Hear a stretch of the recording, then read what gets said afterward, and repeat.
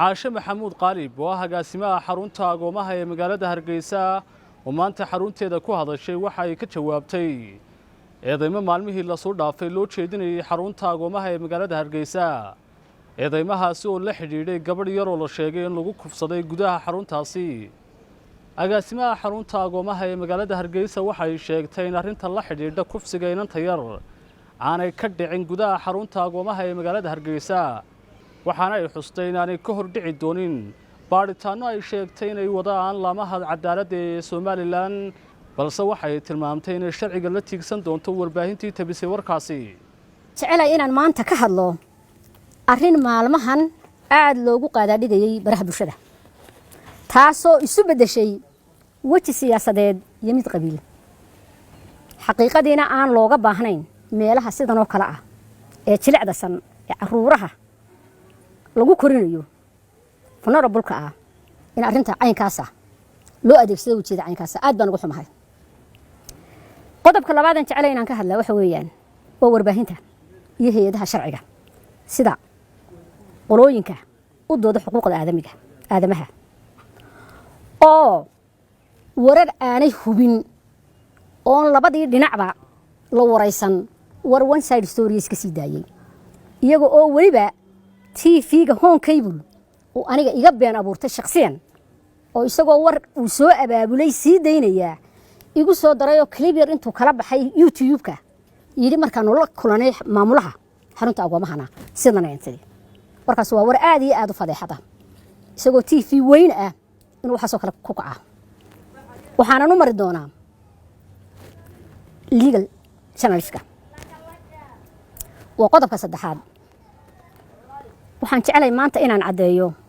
kiiska dhacay ee reybka ah halka uu ka dhacay totally inaan u hayn xarunta aqoonta ama kombaanka sare ha ahaado ama ka hoose inuu ahaado laakiin aruurta ku jirta laakiin halkuu ka dhacay ma aha in lagu shaambadeeyo xarunta aqoonta no kama dhicin halkan waxay leedahay gabdho aad u fara badan dumar aad u fara badan oo hooyooyina oo nidaam wanaagsan ku shaqeeya waxa jooga security albaabka aan cid ka soo daynin waxa jirta inaan hablihii inamadu isku meel gelin ma galaan hablihii inamadu isku meel isma arkaan laakiin meelo la isku arki karo way jiraan oo waxaanu ka dhaceen marka ta aan rabo inaan maanta ummadda ka jaahil saaraa war xarunta anu aan maamulo ee aniga laygu associate gareeyay ma jirto no dadka doonay inay character assassination aniga igu sameeyaan uma suuro galayso way failure baan noqonaysaan markay soo baxdo xukunka maxkamadda iyo CID-da iyo hay'adaha sharciga u qaabilsan ay soo saaraan markaas xaqiiqada ogaan doontaan arrintan ma aha in la wadwado illa laga gaarayo go'aan in la xishoodo weeyaan waa arrin xasaasiya waa inay yar oo mustaqbalkeedii lagu ciyaaray maan jeclayn inaan ka hadlo da'da inanta ee marba qofba meel ku dhufanaya aanu ogeyn anigu waxaan u hayaa sharcigeedii ay ku timid wadanka ma hay min xirada aqoonta sharciga had iyo jeer ala caruurta waxaan ku qabanaa bila sharci ilma bila sharci inta halka la iska soo galiyo lama qabto horta marka u horeysa waxaan nagu soo anaga noo keento caruurta xarunta degmada Hargeysa ayaa noo soo gudbisa iyadoo u soo samaysay certificate document-ka isagoo original ah iyagu way file garaystaan filing cabinet-koodii ku ritaan lacala wax kan ka dhaco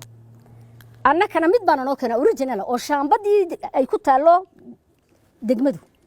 xarunta degmada ee maxkamadda degmada Hargeysa annakuna doosayga ku ridnaa waan file garaynaa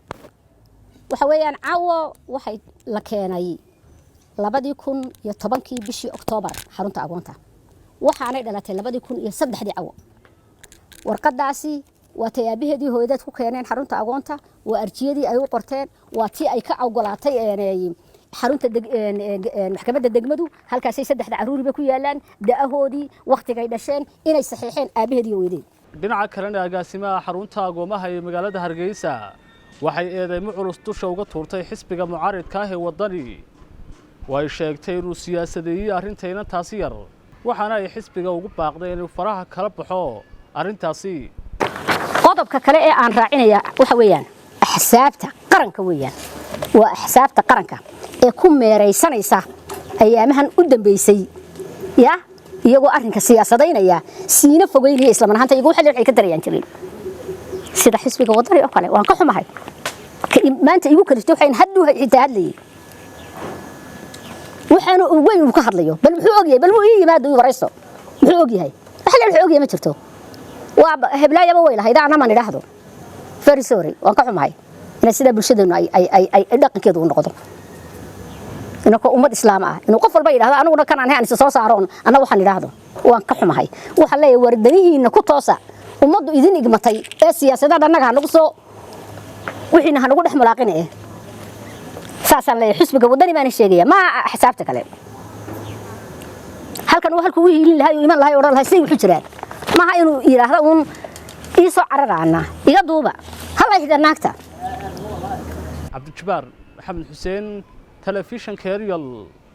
هرقيسة